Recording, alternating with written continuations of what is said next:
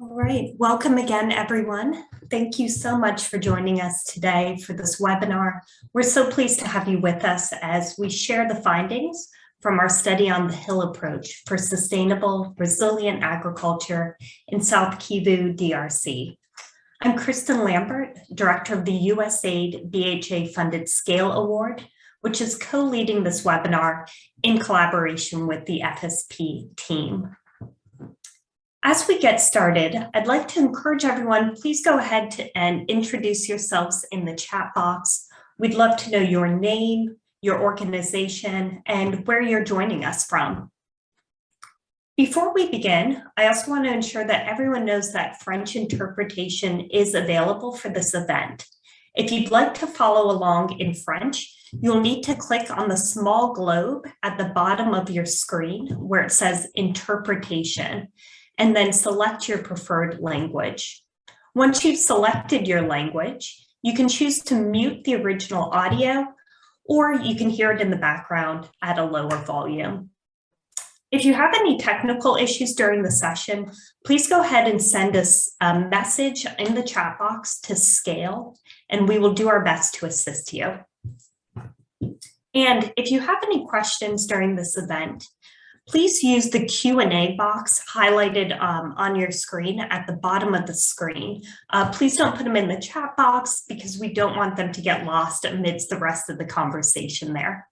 You can upvote questions in the Q&A box you would like us to answer by clicking on the thumbs up under the question.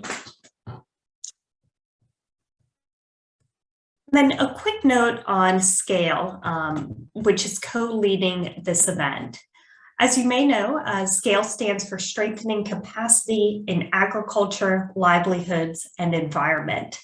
And it's an award that's designed to support research, capacity strengthening, and knowledge sharing for partners of USAID's Bureau for Humanitarian Assistance in order to strengthen the impact, the sustainability, and the scalability of agriculture, natural resource management, and on and off farm livelihoods in both emergency and non-emergency contexts.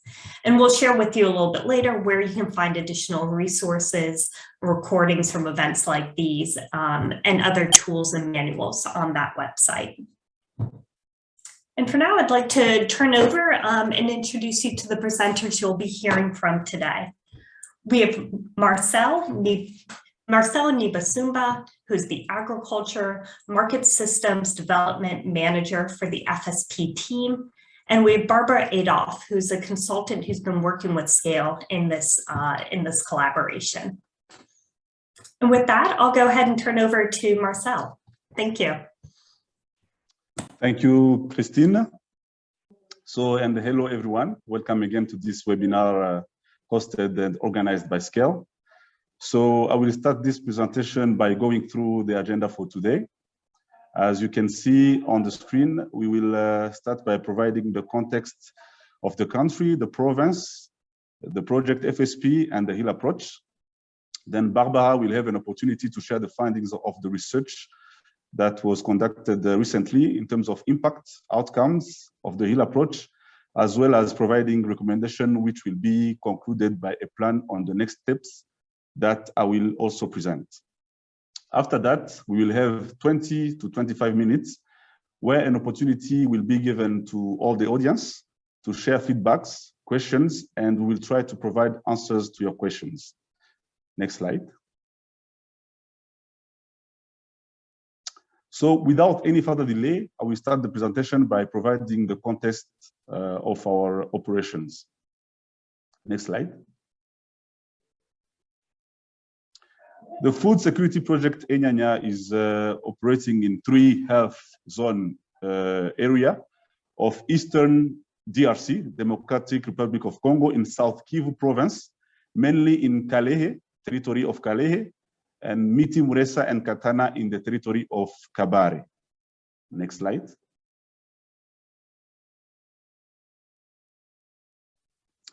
As you might be all aware, the Eastern Democratic Republic of Congo has and is still experiencing decades of conflict, poor governance, and as a result, widespread extreme poverty.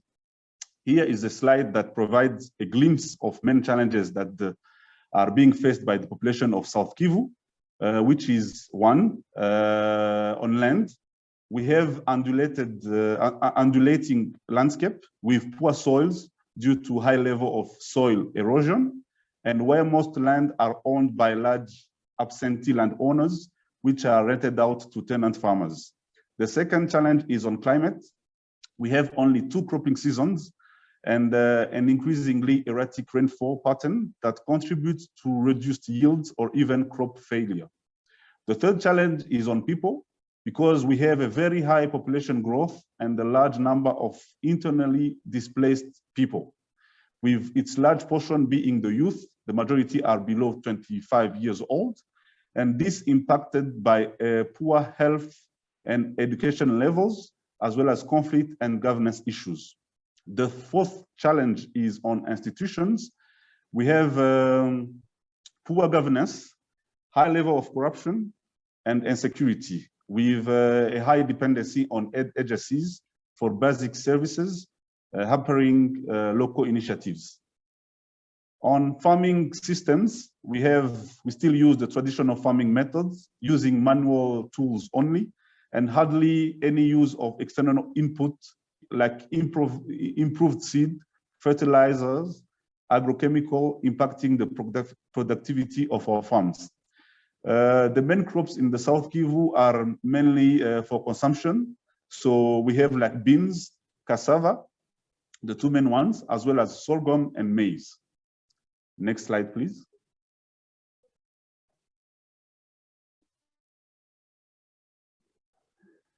To assist the vulnerable population of the South Kivu, given the challenges that I just mentioned, USAID awarded Mexico an implementation of development food security activity of 5 years initially, but then we got an extension of 2 years from 2016 to 2023 with a budget of $38 million. So FSP Enyanya is being implemented by Mercy Corps as the prime, World Vision as both the main sub-partner and the lead on health interventions, as well as Université Évangélique de l'Afrique, UEA, who is responsible for soil fertilization and erosion control, as well as technical leadership to implement the HEAL approach. We also have APC, Action pour la Paix et la Concorde, who is implementing conflict management interventions with an emphasis on land access. Next slide.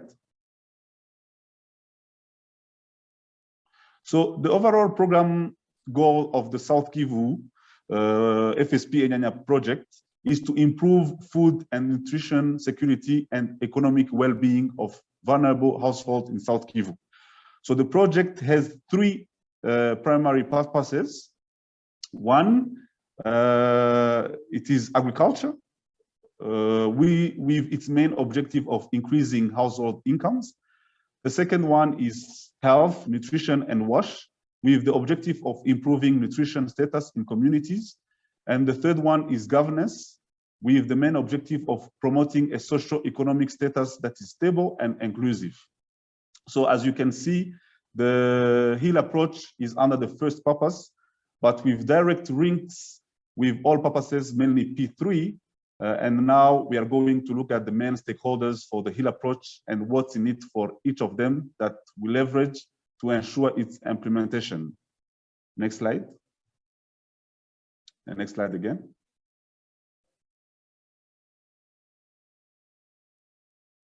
Next slide. So these are the main actors which we are going to present. So on the first, we have owners of the land on the hill.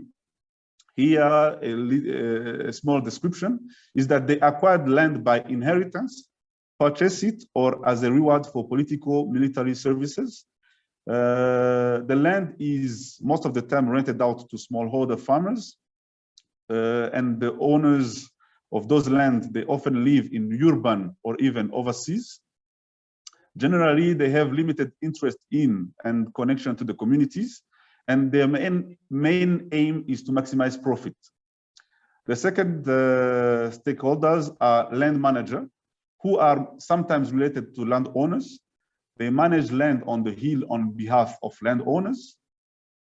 They may not have full decision-making power. They often farm part of the hill, and their main aim is to earn income and exercise influence.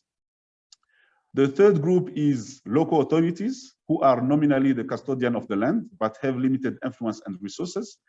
They deal with land conflicts, impose and enforce laws. The last group is the tenant farmers. They may have some own land near their homes. They may hire land on different hills belonging to different owners. They pay land in kind, cash or labor, which is called here salongo. And the main aim here is to produce sufficient crops for food and sell and possibly pay low rent. Next slide, please.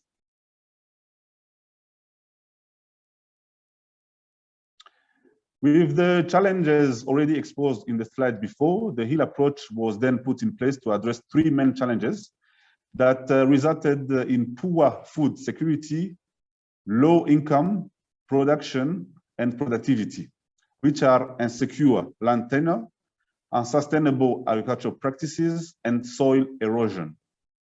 Here, it's important to mention that the strong pressure on the land is because the numerous, often short land access conditions do not promote the profitability of sharecroppers or investment in techniques of protection and soil revitalization. Thus, a dialogue between all stakeholders was necessary to consider conditions of access to land that promote soil fertility, with which consider the interest of all stakeholders. Next slide.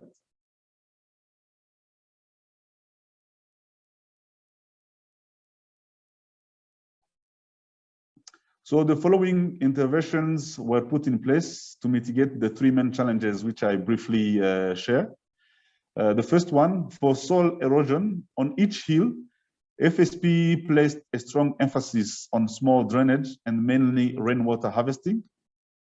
FSP identified land to be prioritized, analyzed the natural and human-caused influence affecting that land, and developed plans to redraw the land based on the result of its analysis, and offered realistic options such as the construction of anti-erosion hedges, the planting of trees in certain specific places, percolation pits, and with its implementation on the whole hillside to ensure a participative approach. Next slide.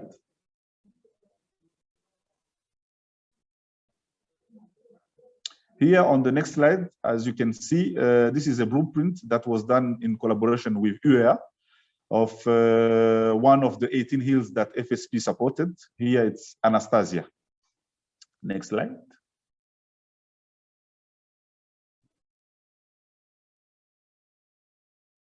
Next slide.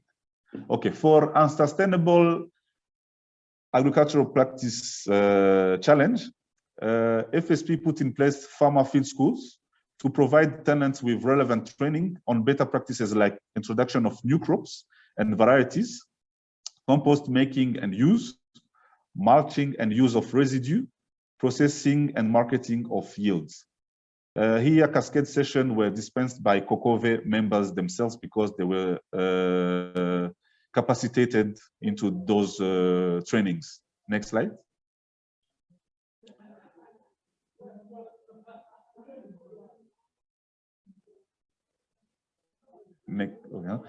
For the insecurity of land tenure, FSP supported the establishment and capacity building of an inclusive hill coordination committee, what we call here COCOV, Comité Colline Verte, one per hill, which are put in place to coordinate and ensure the implementation of planning by all stakeholders, with the main roles of being to ensure the link between landowners and sharecroppers and all other stakeholders, prevent and resolve conflict, advocate with landowners and other partners, ensure respect for contract clauses by all stakeholders, negotiate and promote sustainable and long-term win-win contract, as well as organize regular stakeholders meeting for work and supervise the work that is being done on the hills. Next slide.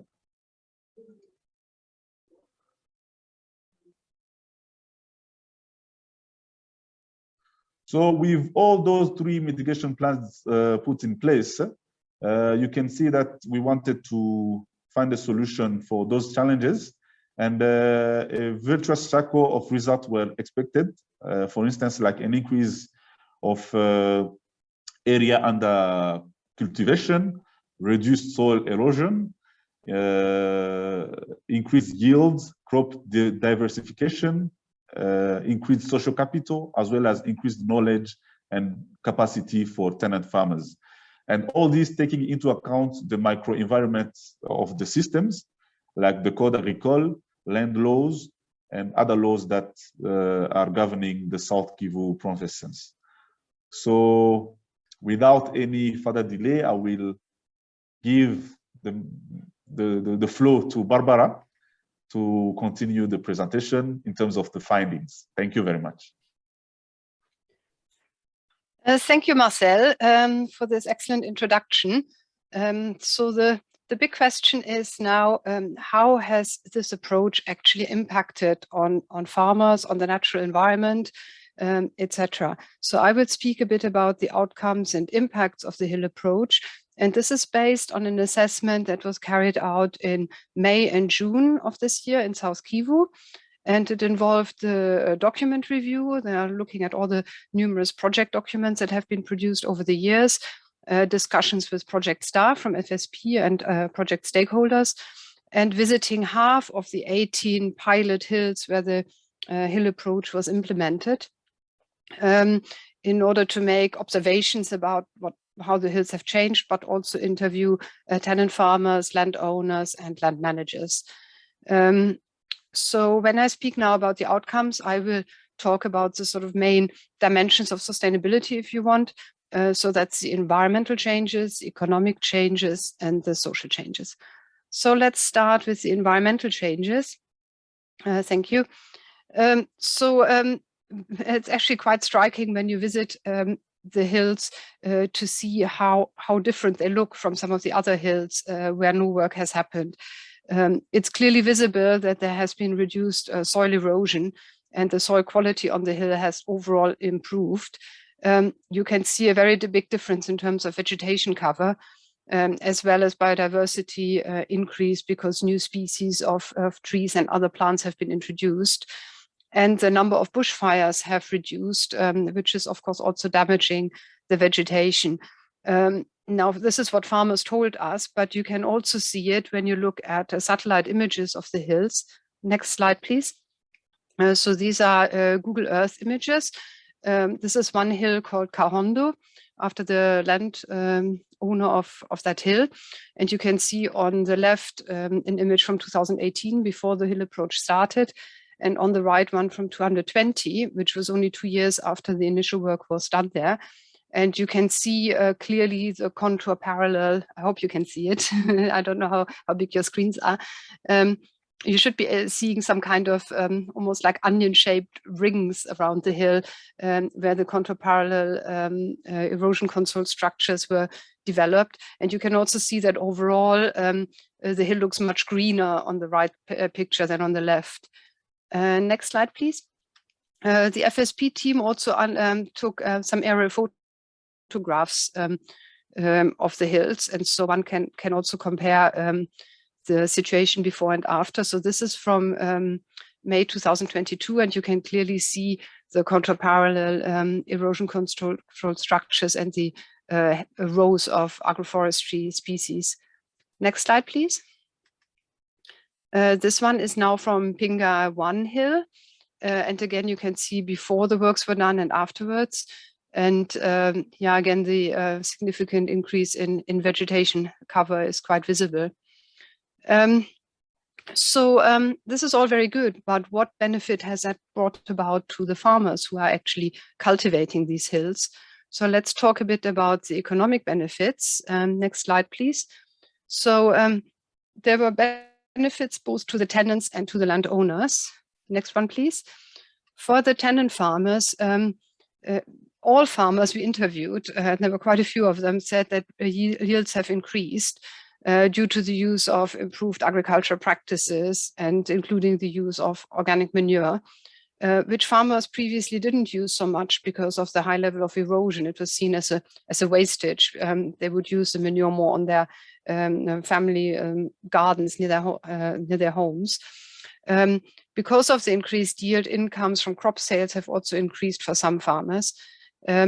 Some farmers also had access to a sort of social fund or caisse sociale that was developed by the KUKOV together with the farmers, allowing farmers to have some access to emergency cash. Another important benefit for farmers was that the tenure fees for the plots have reduced, not on all hills, but on some of them. There's also been reduced crop theft and reduced livestock damage, and this is largely as a result of the social organization on the hill, with the members of the KUKOV and the tenants being in close contact with other stakeholders like local authorities to enforce bylaws to protect the hill. There's also been, as a result of the reduced erosion, a crop diversification, and that has improved the diets of the tenant farmers, as well as actually increasing the diversity of produce available in the local market. So it benefited farmers from who are not actually farming on the hill. Next slide, please. But it's not just the tenants who benefited, it's landowners as well. Next one. So the landowners had quite significant benefits as well, because the demand for land on the hills where FSP had been working increased. It means that there are more tenants there now, and that has increased the income of landowners from tenure fee, and also the availability of labor, as Marcel mentioned earlier, the so-called salongo, which is basically the labor payment that tenants are doing for the landowner as part of the payment for their plots, so working on the landowner's land. The value of the land on the hill overall has increased, and that is partly because agricultural land has increased, but also because there's no more fodder and timber on the hill that could potentially be harvested by the landowner. So quite significant benefits to the landowner. Next slide, please. Last but not least, there are also really important social and institutional outcomes. So there's been a really significant increase in knowledge and understanding of tenant farmers, in both in technical terms, their understanding of soil and water conservation practices, use of different agroforestry species, good farming practices, and sort of farming as a business and more market-oriented farming. And their ability to negotiate and mediate conflicts has increased a lot. There's also been quite a change in the awareness of the role of women in agriculture and women's leadership, with the KUKOV members being half of them are women. Overall, the social capital has improved in the area. There are fewer conflicts, and people have become a bit more confident in their own abilities. And last but not least, there has been an increase in tenure security, because now, as a result of the FSP interventions, tenure contracts are largely in writing now, and many of them are now in for more than just one season, incentivizing farmers to invest in soil and water conservation. Next one, please. As Marcel already mentioned, a really important element is the KUKOV, the Green Hill Committee, and they have really mobilized farmers on the hill. They are organizing the collective action on the hill, maintenance of the soil and water conservation works, and provide feedback on training that they receive from FSP. And they have been quite instrumental in solving tensions between the tenants and the landowners, and negotiating on behalf of the tenants, and also establishing this emergency cash fund that was mentioned earlier. Next one, please. Now, this all looks really good. The question is now, how sustainable and replicable are these interventions and the benefits that can be expected from them? So the first dimension of that, next one, please, is how sustainable the existing institutions are on the hills where work has already happened. And we saw that the KUKOV are really very well functioning at the moment. The big question is what will happen after the end of the project. So in particular, as the COCOF members have no direct or monetary benefit from being in the role in which they are, they benefited while the project was ongoing because they had priority access to training and capacity development and some minor financial benefits in terms of tools and materials. But once the project ends, will they continue fulfilling this role, or will there be other people who will be willing to do it? The second issue is around the maintenance of the soil and water conservation work and the eventual expansion, ideally. So farmers were quite positive about that when we interviewed them in May and June, and said, yes, they were determined to continue with this work. Only time will tell whether they really do it. And in the end, it will, of course, depend on the perceived benefits that farmers are getting from these investments. But it's quite important to be able to mobilize a collective action as the design of the soil and water conservation works really requires treating the whole hill and not just one field. And then the other issue that is still a bit critical is the land tenure situation. Not all farmers have received written contracts. There has been some opposition from some of the landowners to that. And some of the contracts are still only for 1 year, even though FSP and its partners have tried very hard to have longer term tenure contracts. And so in the end, it's this ability of the project to influence landowners and to mobilize more landowners to follow a similar model, which will really determine whether this approach can be taken to scale. Next slide, please. When it comes to adopting the practices on farmers or landowners' other fields beyond the hills where it has already happened, there are basically these 3 dimensions. There are some measures that are really easy to adopt, requiring a minimum of inputs. And these are sort of well-known best practice farming practices like intercropping or crop rotation that are already practiced by many farmers. So this is pretty easy. The second one is those practices which require some level of resources and training. So, for example, integrated pest management, use of improved crop varieties. And here, if farmers do not have access to at least some materials like improved varieties, it will be difficult to adopt those practices. And the last ones are really those that require quite substantive external inputs and collective actions. And this is, as I said earlier, a lot of the kind of effective watershed management practices which need to be implemented in a coordinated way across the hill, and enforcing some of those bylaws that protect the vegetation, such as controlling bushfires and livestock. So again, during the study, farmers were quite positive about their ability to maintain the measures that were already carried out and expanded to other hills. But we will see whether that really happens, and whether it will be possible to replicate this approach elsewhere with maybe a lower level of input and monitoring, as was done by FSP during this pilot. Next slide, please. As to be expected, there are, of course, things to be improved. And it was really very nice to work with the FSP team, and because they were so eager to learn and were very open about the things that worked and the things that didn't work. So I quite enjoyed doing this study. But inevitably, there were some things that could be improved.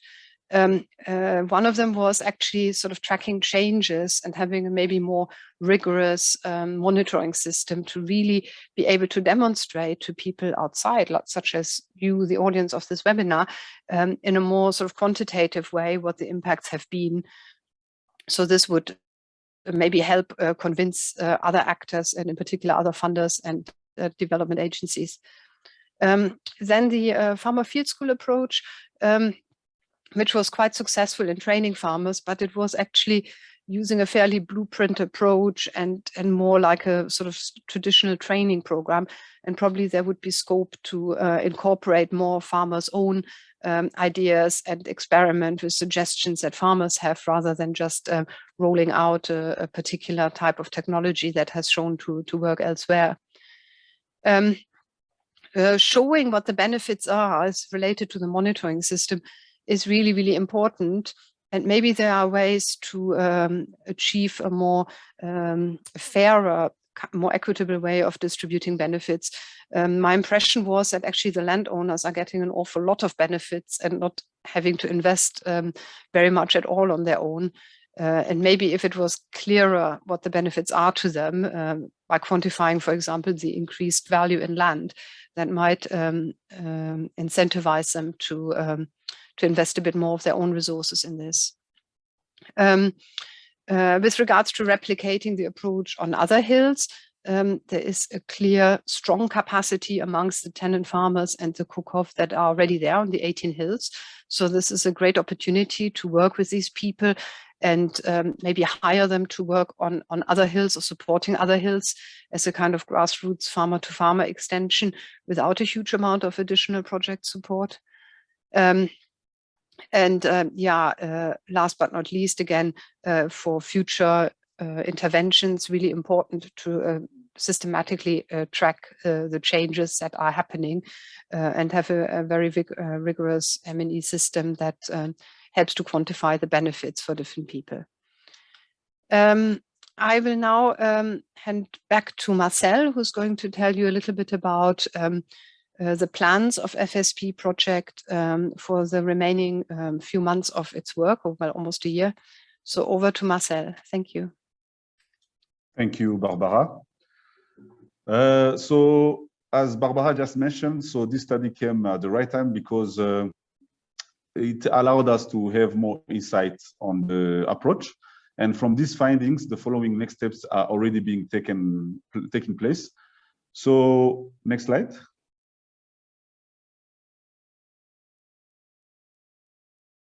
So the next steps are as follow. The first one is that through the result and the recommendations that the research that were provided by the research on the hill approach, we are now sharing with various stakeholders, the Kokove, the landowners, the chiefdom, the territory administrator, and the provincial environment division, as well as the Ministry of Agriculture, to establish an action plan all together, but most importantly, build ownership of the approach by highlighting the advantages of the approach and advocate its practice among the key stakeholders, which are mainly the government and landowners.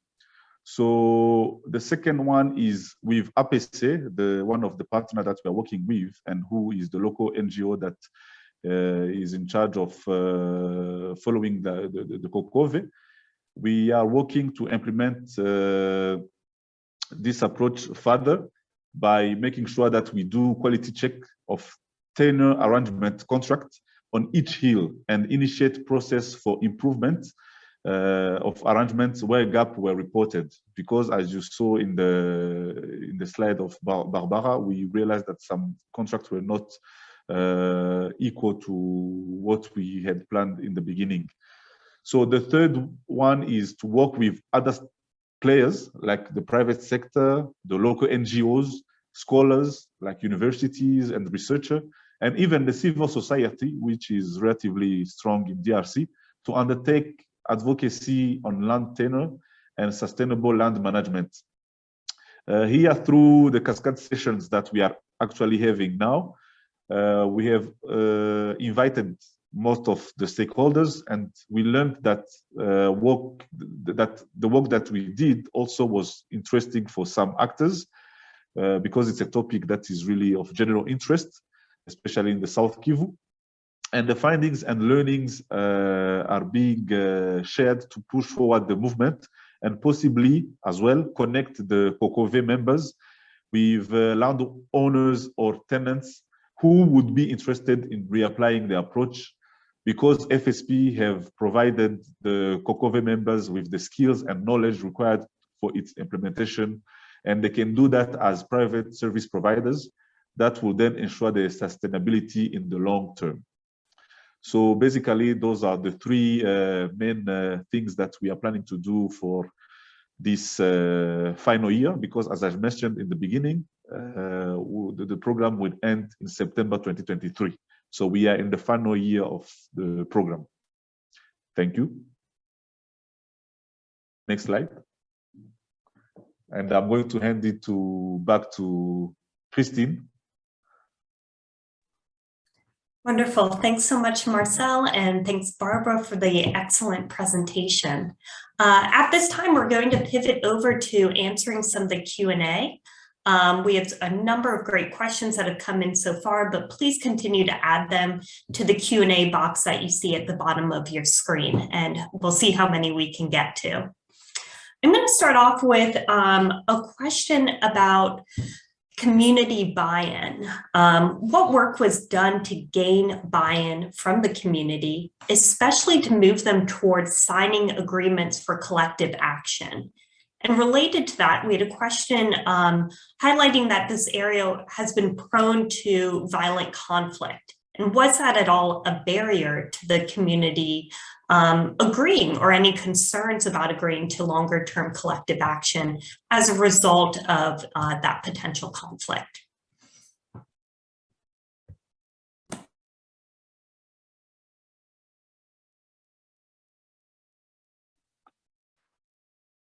I think on the first question, I saw that Itoskit, who is also the team leader, proposing to respond. Maybe Itoskit, the floor is yours as well.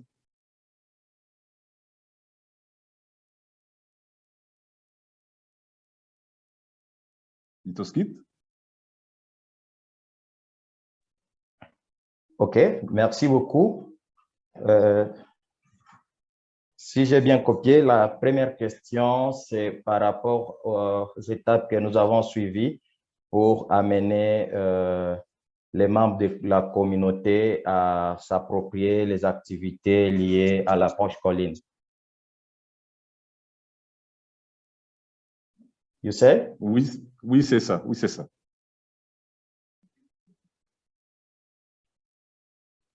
Donc, j'étais en train de dire,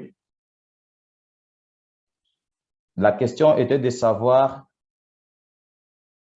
ce qu'on a fait pour amener les membres de la communauté à adhérer à ces activités d'une manière collective. Donc, oui. Pour arriver là où nous en sommes, nous sommes passés par plusieurs étapes. Et on a commencé par rencontrer les membres de la chefferie pour qu'ils les expliquer par rapport à ce que nous comptons faire sur les collines.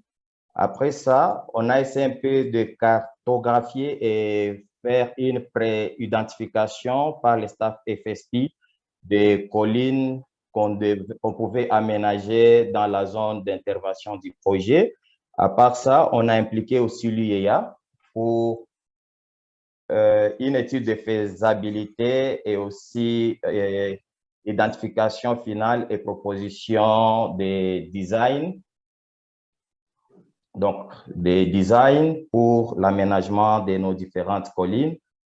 Maintenant, pour amener les membres de la communauté à accéder, on a pu organiser des séances d'analyse des designs proposés par l'UEA et aussi impliquer les membres de la communauté dans la proposition et dans l'implémentation des activités sur les collines.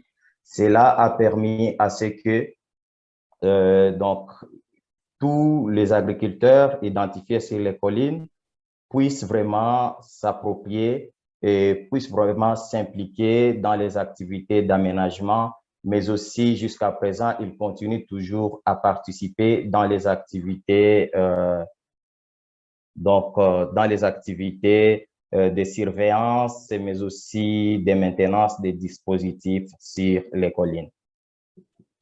Merci.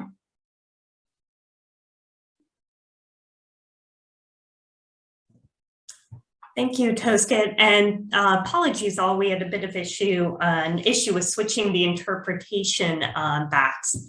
Thanks for your patience, and I think we've figured it out for future Q&A. Just wanted to pause quickly to see if Marcel or Barbara or Tahina, the DCOP for the FSP project, had anything to add to Toskit's response.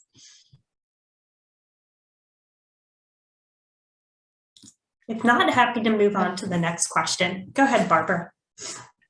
Okay. Yeah, sorry, if I understand correctly, the question was about whether the insecurity is a factor in preventing farmers from investing in soil and water conservation.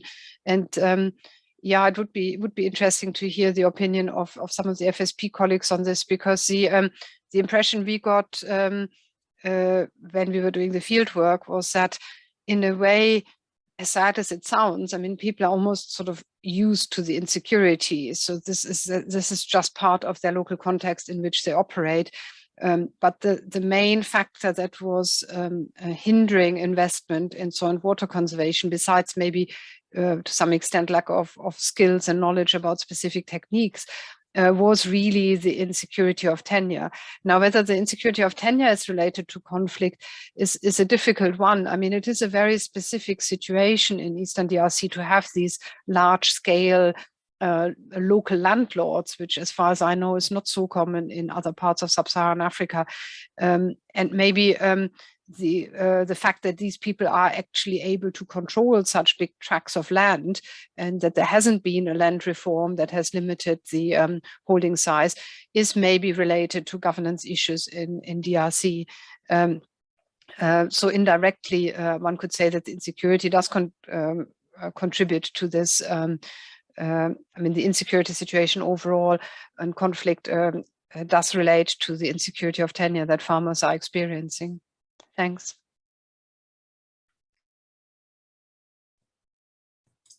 Thank you, Barbara. And now I'll pause because I see we have a hand up from Gitan. And if you'd like to go ahead and ask your question, go ahead and take yourself off mute if you're able to. Otherwise, type it into the box and we'll be sure to share it with the panelists.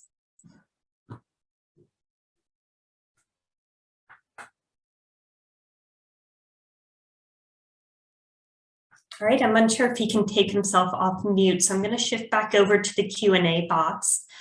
We had a couple questions around indicators. I see Atoska typed an initial response, but I wonder if we might want to share this in the whole group as well. Folks were curious about hearing more about the metrics used to measure soil fertility and erosion reduction, and the timescale at which those metrics were used. So I'll turn over to Marcel and the FSP team.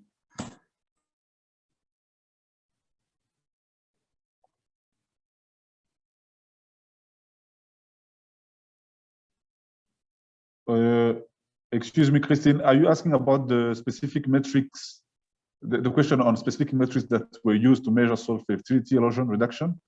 Yes. I think Itoskit has answered it, and as I can read it, he says that soil fertility is measured through soil quality analysis at the US Soil Laboratory. For erosion reduction, we assess the biophysical quality of the plots. So maybe you want more details, or because on the technical part, I will ask support maybe from Itoskit, if the answer provided here is not enough. Yes, if there's any further details to add, particularly around the time scale, how frequently those measurements were collected. Initially, it was a plan of quarterly, to be done quarterly by UEA, but recently we pushed it to 6 months because we realized that after 3 months, it's not the right time to measure maybe the impact of the soil. So that's why we have pushed it to 6 months now.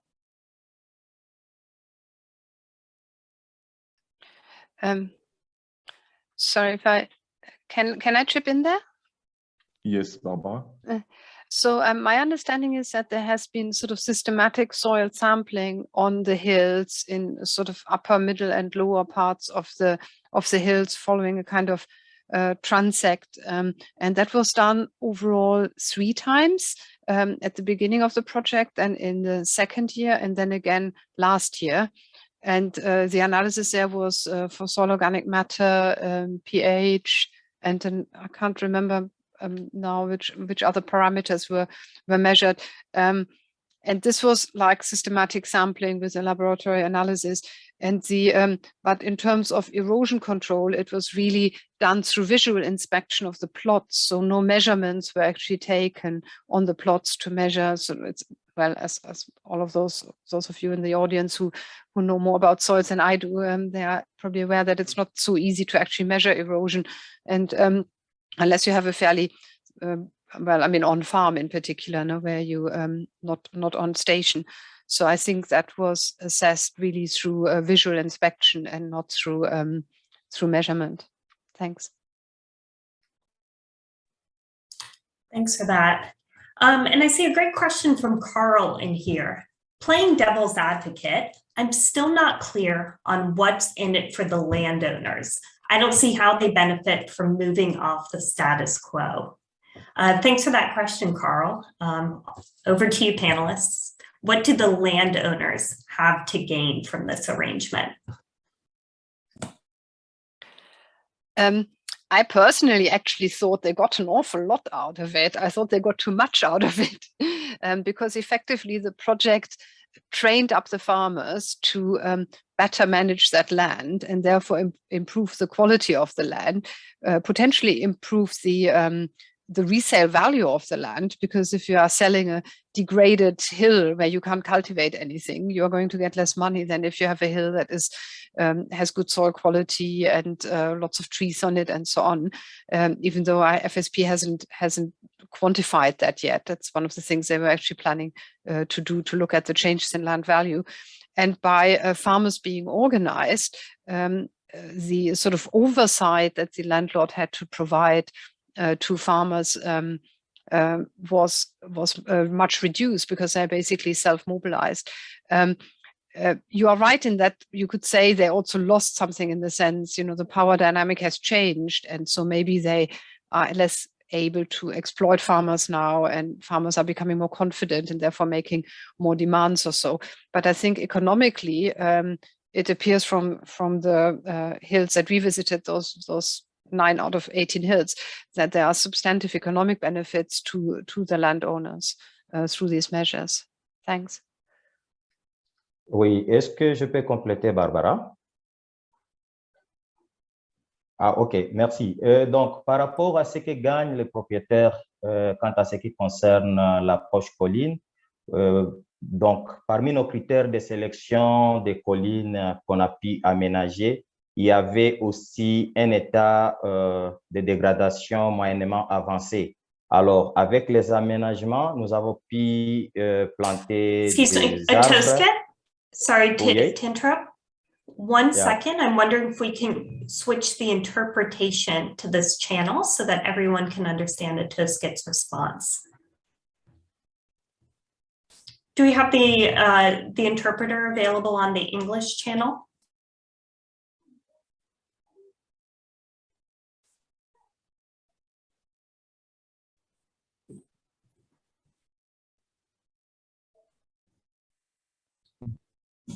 Would someone be available to support us in having the interpretation coming through from French to English?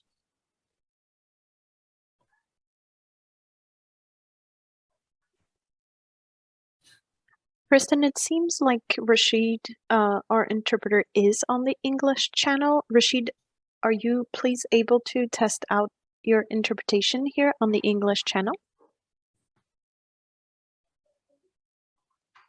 Okay, it seems like I'm not sure if we have connectivity issues here. Apologies about that.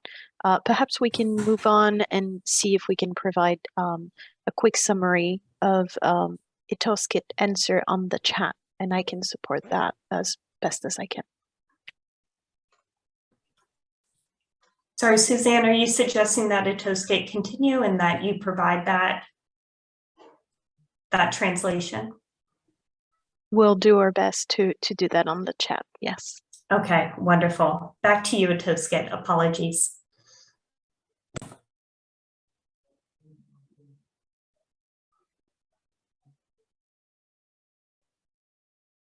Itoskit, tu peux continuer, tu peux donner la réponse.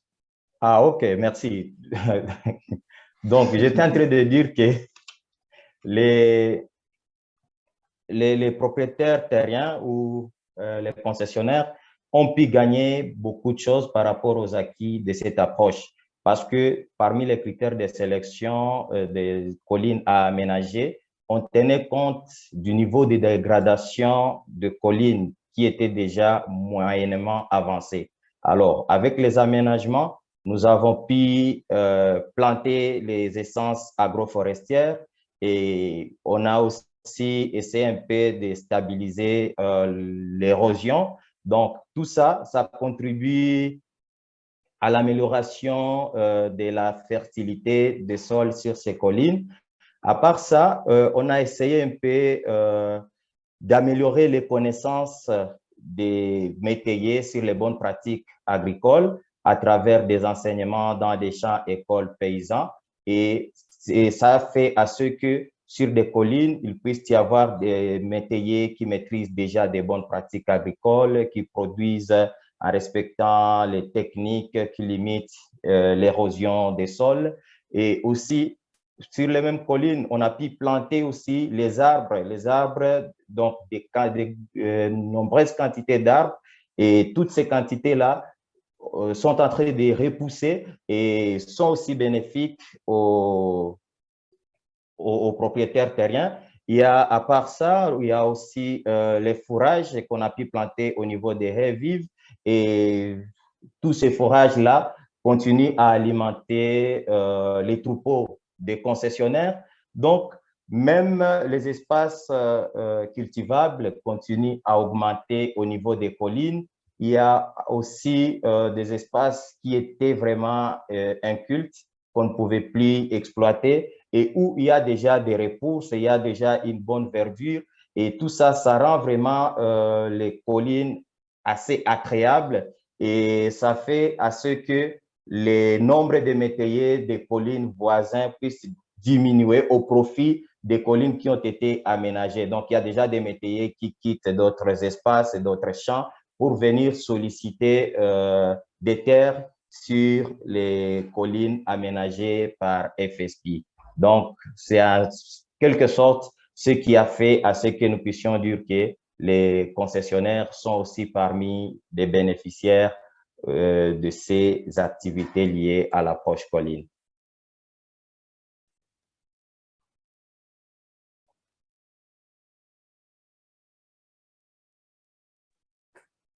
Wonderful. Thank you so much. And thanks all for bearing with us as we try to overcome some of our interpretation challenges. There's a number of really great questions in here I see from Steve. Let me choose one of them here. He asks, do future plans for land tenure include advocacy for changing the land laws, which we've noted pose some challenges to the implementation of this approach? He notes that this has been done in other countries using legal experts in land law. So I'm curious, Tahina or others, are there any plans to work on advocating for land law changes?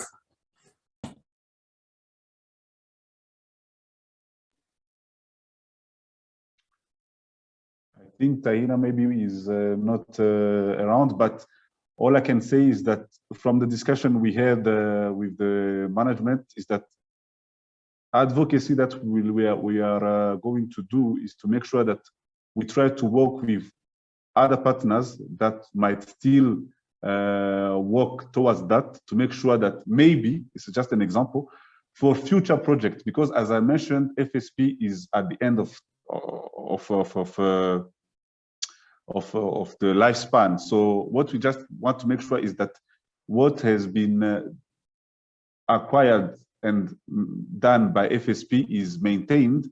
So doing an advocacy now would be very time consuming, but we are going to avail all the data to the people who might push for advocacy. But for the future project, it's something that we need to consider on to include. But for now, I would say that it's not part of the main agenda. It's mostly join hands with other NGOs, because there are some NGOs who are working towards that, as well as the civil society, is to join hands by providing what the data that we have and all the recommendation that we have now to make sure that the voice can go further and the movement of changing the laws can happen within the South Kivu and even DRC as a whole.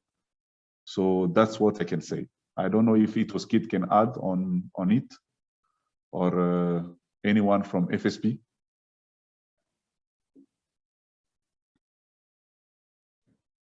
Thanks so Ouais, much, je ne sais Marcel. pas si, je ne sais pas s'il y a les amis des APC qui peuvent ajouter quelque chose, mais pour moi, je suis d'accord avec toi, Marcel.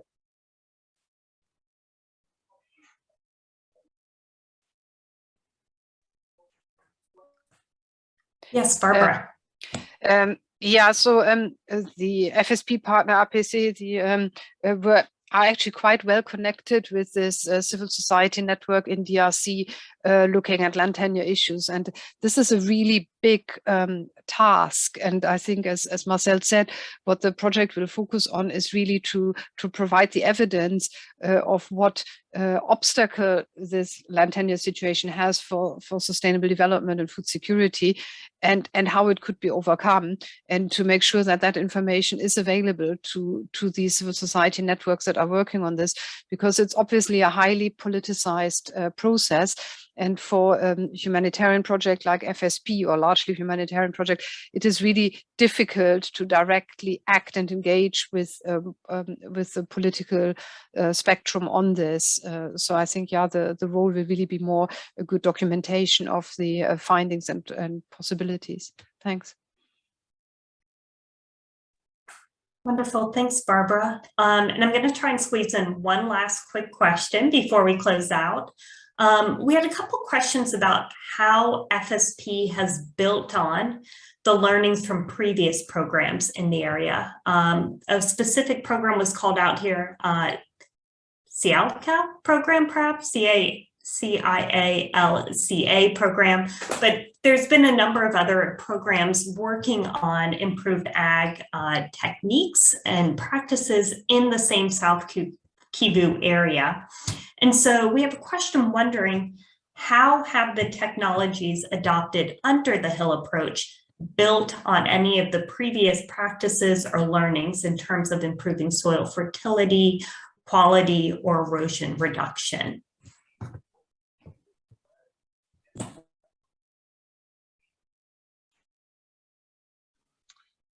OK, merci beaucoup, Christine. Je crois que je vais essayer un peu de lier cette question à la question de Thomas, qui veut aussi savoir comment nous avons pu nous servir du cadre de la conception des résiliences des scales dans l'implémentation de ces activités. Au fait, si vous pouvez avoir accès aux résultats de l'analyse stratégique de la résilience des FSP, vous allez constater qu'au départ, FSP voulait aussi faire des pratiques d'agroforesterie, parce que nous avons pu trouver les résultats de ces pratiques d'agroforesterie qui ont été réalisées par d'autres projets avec les projets comme CIALCA. Et d'autres projets de la FAO, aussi d'autres projets de l'ITA. Mais en fin de compte, on s'est rendu compte que au lieu de faire un système agroforestier où nous plantons seulement les essences agroforestières sur les terrains en pente, et en intercalaire, nous puissions y mettre des cultures, ça n'aurait pas vraiment un impact considérable sur la rétention de l'eau et la réduction de l'érosion. Voilà pourquoi on a essayé un peu de lier les deux techniques. On nous sommes servis des techniques de permaculture développées par le projet Scale, donc que nous avons pu appeler TOPS dans l'ancien temps. On s'est servi de ces techniques pour beaucoup plus essayer de voir comment, si je parlerai dans les jargons des élèves de notre mentor Warren, comment essayer de planter la pluie. Donc, planter la pluie. Après ça, il insérer maintenant des essences agroforestières sur les haies vives et appuyer ou apporter encore un plus dans des formations des membres des communautés avec de bonnes pratiques agricoles à travers les champs écoles paysans. Et cette dernière approche des champs écoles paysans, c'est une approche que nous avons héritée aussi d'autres projets de développement qui ont eu lieu dans notre zone. Donc, en quelque sorte, c'est ça. On s'est servi de certaines approches qui étaient déjà implémentées dans les milieux. Et à part ça, on a essayé d'améliorer maintenant ces approches en pratiquant certaines techniques d'agriculture résiliente que nous avons bénéficié des apprentissages à travers l'accompagnement des scales. On a les staffs FSP ont eu aussi à participer même à un mentorat de 12 mois en ligne. Et donc, ça nous a permis vraiment d'essayer de booster. On a essayé un peu aussi de profiter de l'accompagnement des scales pour essayer un peu de concevoir des checklists qui nous ont permis à suivre l'évolution de nos activités, à apprécier aussi la qualité de ces activités au fil du temps. Merci, oui.